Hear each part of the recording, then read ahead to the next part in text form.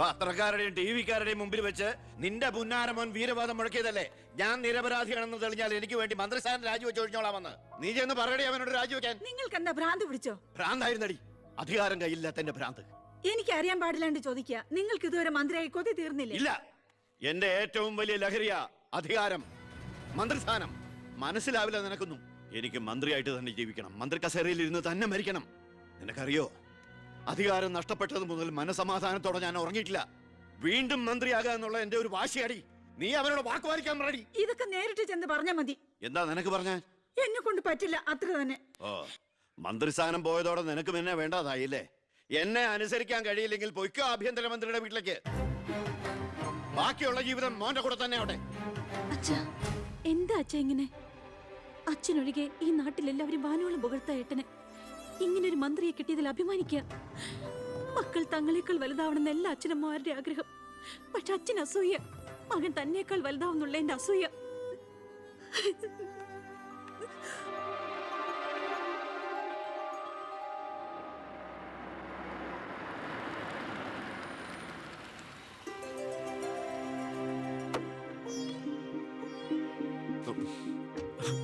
അമ്മേ, ശാരി, ഇത് ആരാ വന്നിരിക്കുന്നത് നോക്കിയേ.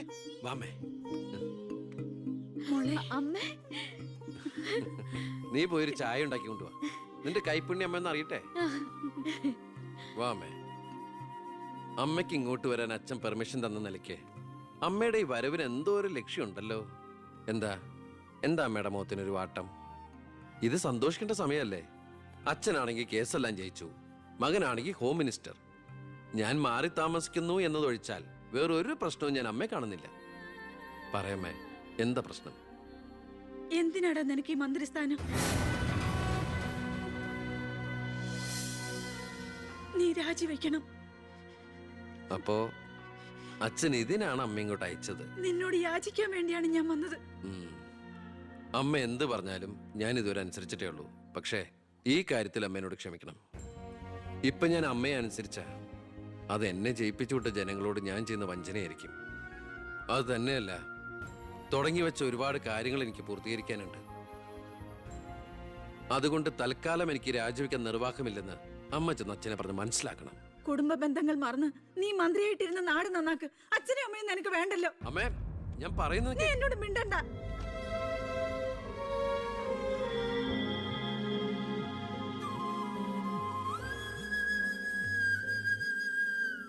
ഇല്ല, അവൻ രാജിവെക്കില്ല. അവൻ രാജിവെക്കുമെന്ന് കരുതിയ നമ്മളാ മണ്ടന്മാർ. ചക്കരക്കുടത്തിലല്ലേ കൈയിട്ടിരിക്കുന്നത്. അധികാരത്തിന്റെ മത്ത് പിടിപ്പിക്കുന്ന സുഖം അവനും അനുഭവിച്ചു കഴിഞ്ഞു. ഇനി അച്ഛന് വേണ്ടി സ്വന്തം സുഖങ്ങൾ ഉപേക്ഷിക്കാൻ മാത്രം വിഡ്ഢിയൊന്നും അല്ലവൻ. സ്വന്തം കുടുംബത്തിൽ വരെ റെയ്ഡ് നടത്തി അവൻ പ്രശസ്തി പിടിച്ചു പറ്റിയില്ലേ? ഇപ്പൊ പത്രക്കാരും ചാനലുകാരും എന്തിന് പ്രതിപക്ഷം വരെ അവനെ പൊഴുത്തുകയല്ലേ? അവൻ നാട് നന്നാക്കുക എന്തു വേണമെങ്കിലും ആയിക്കോട്ടെ, പക്ഷെ നമ്മുടെ കുടുംബത്തിൽ ഒരു അംഗമെന്നൊരു പരിഗണന ഇനി അവന് കൊടുക്കാൻ പാടില്ല.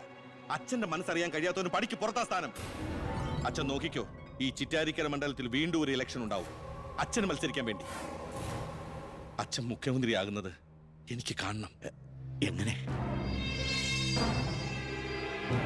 പുരയ്ക്കുമേതെ ചാഞ്ഞു നിൽക്കുന്നത് പൊന്നുകായ്ക്കുന്ന മരമാണെങ്കിൽ പോലും അത് വെട്ടിക്കളയണമെന്ന പ്രമാണം.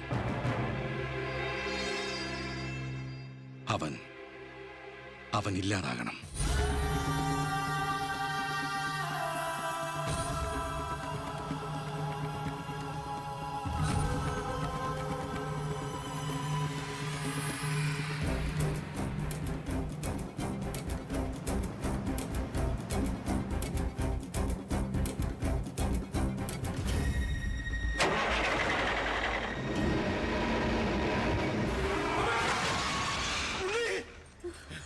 എന്താ?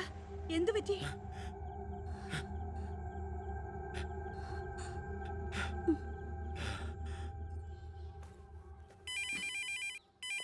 ഞാൻ എടുത്തോളാം. ഹലോ. ഉണ്ണി, ഉണ്ണി, ഉണ്ണി, നീ എന്താടാ ഒന്നും ഉണ്ടാത്ത്? അച്ഛാ,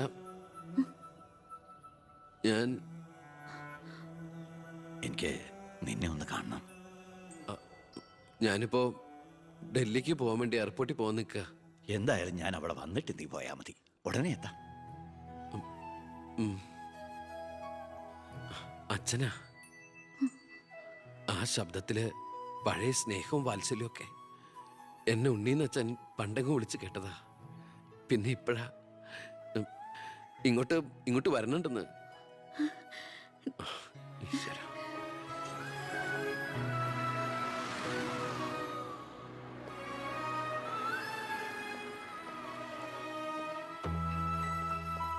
ഞാൻ കാരണം നിന്റെ യാത്ര ബുദ്ധിമുട്ടായി അല്ലേ? ഇല്ല, ഞാനത് അടുത്ത ഫ്ലൈറ്റിനാക്കി. ഓഹോ, വരൂ അച്ഛാ. പെട്ടെന്ന് കാണണമെന്ന് പറഞ്ഞപ്പോ നീ ഒന്ന് പകച്ചു. ഇനി എന്തിനുള്ള പുറപ്പാടാണോ എന്ന് ഓർത്തല്ലേ? അച്ഛൻ ഇനി ആർക്കും ഒരു തലവേദനയാവില്ല മോനെ. ചെയ്തു കൂട്ടിയതൊക്കെ തെറ്റാണെന്ന് മനസ്സിലാക്കാൻ വൈകി. ശ്രമിച്ചില്ല. അധികാരത്തിന്റെ ലഹരിയിൽ പായായിരുന്നു ഇത്രയും കാലം. പ്രായമാകുന്നോറും കുട്ടികളുടെ മനസ്സാവുമല്ലേ? എന്ത് കണ്ടാലും സ്വന്താക്കണമെന്നൊരു മോഹം. എന്താ ഇപ്പൊ ഇങ്ങനെയൊക്കെ? മുന്നിലേക്ക് നോക്കിയപ്പോഴോ തിരിഞ്ഞു നോക്കിയപ്പോഴോ ഒരു കാര്യം എനിക്ക് ബോധ്യായി. ഞാനെന്ന രാഷ്ട്രീയക്കാരൻ വെറും ഒരു വട്ടപൂജ്യമാണെന്ന്. എന്നിലെ അച്ഛൻ ഒരു മൃഗമായിരുന്നു എന്ന്. പ്രായശ്ചിത്തം ചെയ്ത പാപങ്ങൾക്ക് പരിഹാരമാകുമെങ്കിൽ ഞാൻ മോന്റെ കാലം പിടിക്കും. അച്ഛാ, അങ്ങനെയൊന്നും പറയല്ലേ. മതിയായി, എല്ലാം മതിയായി. ഞാൻ ഇന്നുവരെ അഴിമതിയിലൂടെ ഉണ്ടാക്കിയതൊക്കെ സർക്കാരിന് തിരിച്ചു കൊടുക്കാൻ പോവാ. എന്നിട്ട് ചെയ്ത തെറ്റുകൾ ഏറ്റു പറഞ്ഞ് പൊതുജനങ്ങളോട് മാപ്പ് ചോദിക്കണം. അച്ഛാ, അച്ഛനെ വിശ്വസിക്കടാ. ഇനി നിന്റെ അച്ഛൻ വിശ്വാസവഞ്ചന കാട്ടില്ല. മതി, എനിക്കിത് മതി. ഞാൻ ആഗ്രഹിച്ച പോലെ ഒരു അച്ഛനെ ഈശ്വരൻ എനിക്ക് തിരിച്ചു തന്നല്ലോ. അറിഞ്ഞോ അറിയാതെയോ അച്ഛനെ ഞാൻ വേദനിപ്പിച്ചിട്ടുണ്ടെങ്കിൽ അത് ഇങ്ങനൊരു അച്ഛൻ്റെ മകനായിട്ട് ജീവിക്കാൻ വേണ്ടിയിട്ടാ. ഇനി എൻ്റെ അച്ഛന് വേണ്ടി ഈ സ്ഥാനമാനങ്ങളൊക്കെ ഉപേക്ഷിക്കാൻ എനിക്ക് സന്തോഷമേ ഉള്ളൂ. വേണ്ടടാ, എനിക്കിനി മന്ത്രി ഒന്നും ആകണ്ട. നീയാ ശരി. നിന്നെപ്പോലുള്ള ചെറുപ്പക്കാരാണ് ഇനി ഇവിടെ ഭരിക്കേണ്ടത്. അടുത്ത തലമുറ നിന്നെ മാതൃകയാക്കുന്നത് നിറഞ്ഞ മനസ്സോടെ എനിക്ക് കാണണം. എന്നിട്ട് ഇങ്ങനെ ഒരു മന്ത്രിയുടെ അച്ഛനായിട്ട് ഇനിയുള്ള കാലം അഭിമാനത്തോടെ എനിക്ക് ജീവിക്കണം. ആ മോളെ, വന്നു കയറിയ മഹാലക്ഷ്മിയെ ആട്ടിപ്പായിച്ചവനാ ഞാൻ. എല്ലാ സൗഭാഗ്യങ്ങളും നിങ്ങൾക്ക് ഈശ്വരൻ തരും. നന്നായി വരും. ഉണ്ണി, ഇപ്പൊ എനിക്ക് മനസ്സിന് എന്തൊരു സ്വസ്ഥതയാണെന്നറിയൂടാ. ഇനി എനിക്കെല്ലാം മറന്ന് സമാധാനമായിട്ട് ഉറങ്ങണം. വരട്ടേടാ. ആ, നീ ഡൽഹി യാത്ര കഴിഞ്ഞ് തിരിച്ചു വന്നാൽ ഉടൻ 2 പേരും തറവാട്ടിലേക്ക് താമസം മാറണം. പറ്റേ മോളെ?